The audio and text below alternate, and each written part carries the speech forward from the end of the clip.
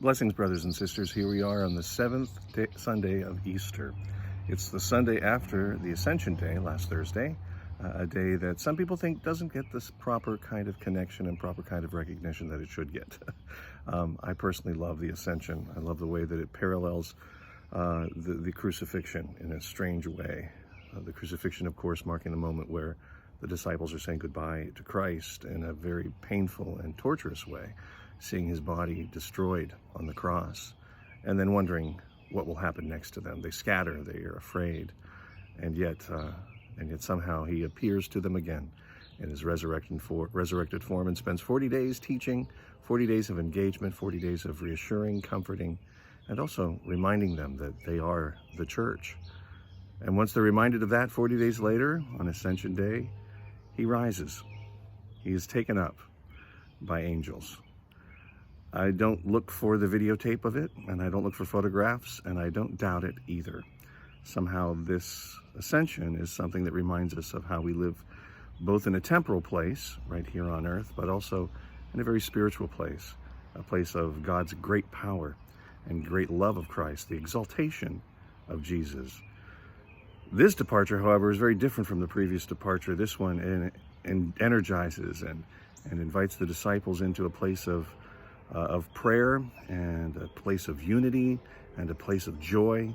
They're so excited by the teachings that they've had and by the resurrection form of Christ, the presence of him in their lives, that they run to the temple and they praise God. They run to the temple and they praise God.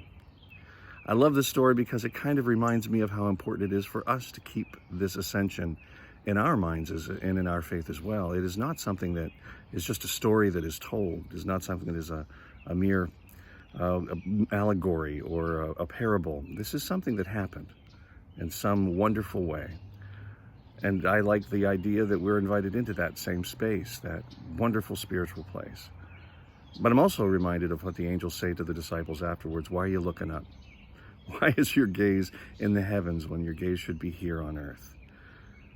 And that is the beginning of our church, the beginning of Christianity, the start of something different in the world.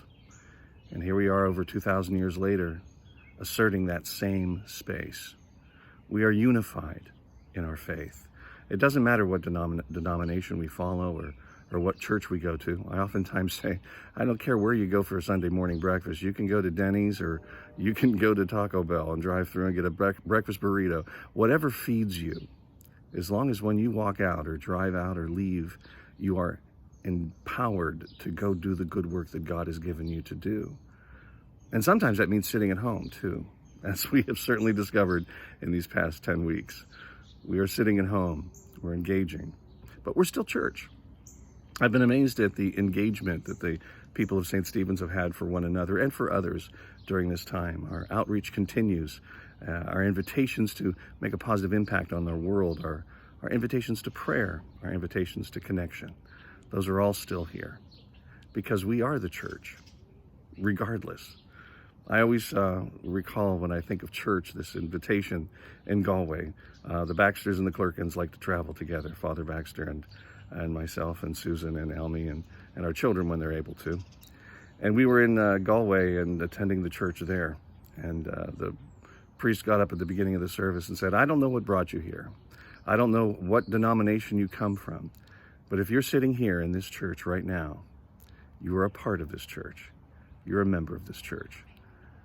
If you're watching this sermon right now, if you're listening to my voice, I want you to know you too are a part of a church that calls you to unity, to support, to mutuality, to care for one another, and also to go out and do good things in Jesus' name. Blessings be to you.